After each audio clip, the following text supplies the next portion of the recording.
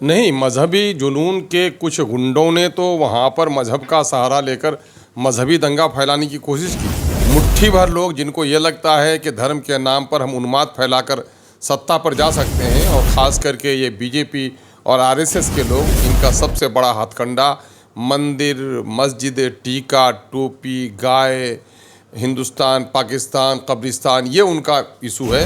तो इन लोगों ने हमेशा इसी निगेटिव चीज़ों का सहारा लेकर राजनीति की है। लेकिन हम लोग जिस सियासत पर विश्वास करते हैं, उस सियासत पर हिंदू और मुसलमानों पर नहीं, इंसानियत पर, अखलाक पर। और जिस दिन मैं गया भी तो मुझे रोका गया, लेकिन बीजेपी के नेता को सर्किट हाउस में बैठा करके सारे लोगों से मिलाया गया। जिनका ठेला जलाया गया, जिनकी दुकान जलाई गई, जिनकी दर्जी की दुकान थी अपनी तो मशीन जलाई गई। ऐसे लोगों को हम लोगों ने थोड़ी मदद की है, हमारे कुछ मोहसिनों ने मदद की। नालंदा और सासाराम में जब दंगे हुए, जब फसाद हुई, जब धार्मिक हिंसक हुई, तब कोई राजनेता वहाँ गया तो किसी को रोक दिया गया। बहरहाल उस रोकने वाले कवायद में AMIM के प्रदेश अध्यक्ष अख्तरुल इमान भी थे। हालांकि अख्तरुल इमान साहब आज नालंदा पहुँचे थे, वहाँ के लोगों से बात विचार किया।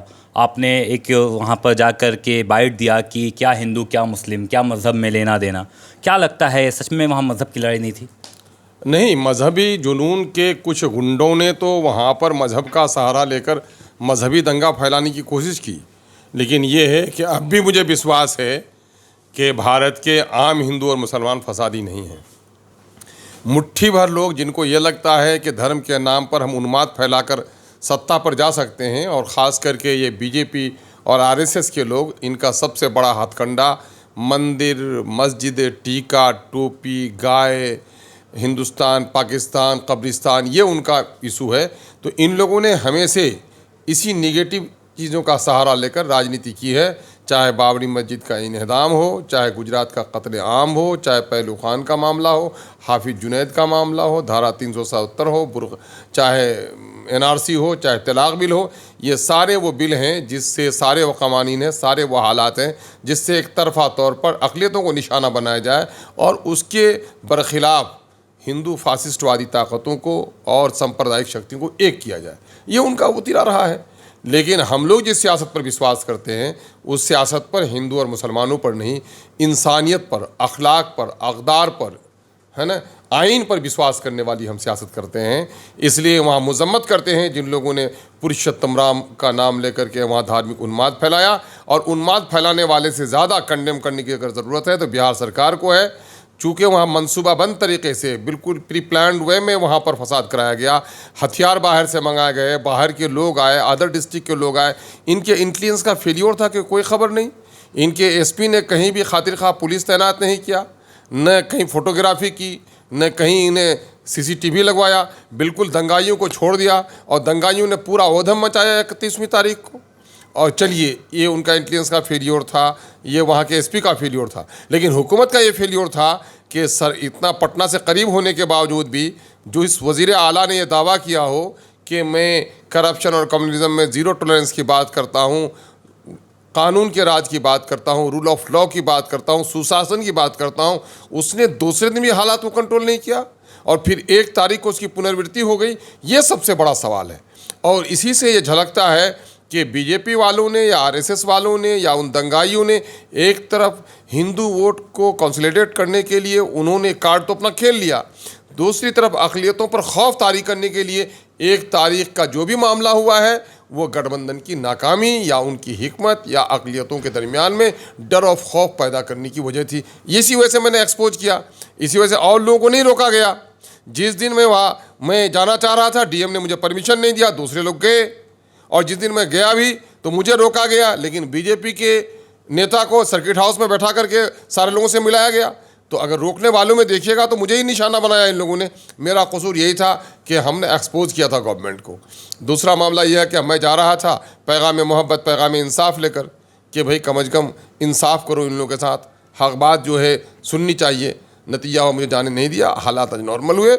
मैं वहाँ गया, वहाँ के मग़मूम आबादी की एक बड़ी तादाद है, जो प्रभावित हैं, जो मुतासरीन हैं, उनकी बड़ी तादाद है।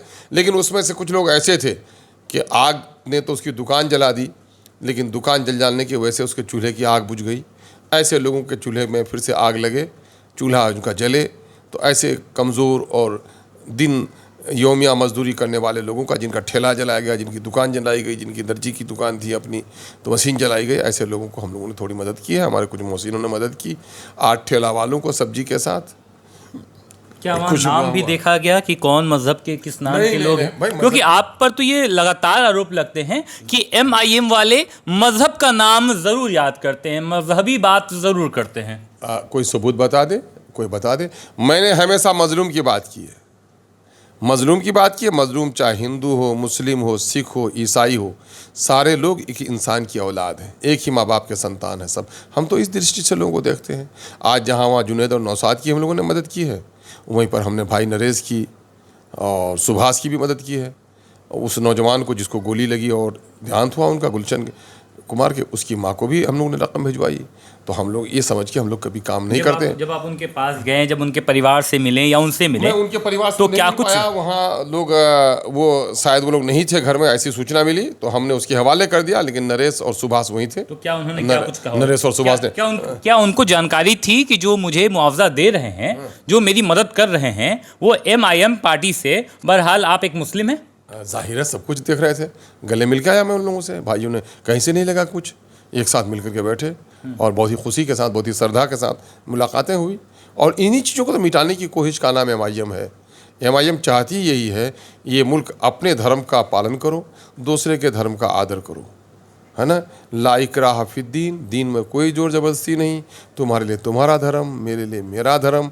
और इस देश में जीना है तो इस देश के संविधान का एहतराम करना है, उसके मुताबिक चलो। यही पैगाम है मेरे सदर का, यही पैगाम है MIM का। और मैं समझता हूँ कि देश के सारे बुद्धिजीवियों का, शरीफ लोगों का यही राजनीतिक धर्म होगा कि इस मुल्क को शांति और सौहार्द उस वक्त तक स्थापित नहीं हो सकता जब तक यहाँ संविधान जात पात से ऊपर उठकर सबके साथ एक साथ जो सलूक करने का रास्ता दिखाया, उस रास्ते पर जब तक न चलें। यही है, यही पैगाम अपने हम लोग सदर की बात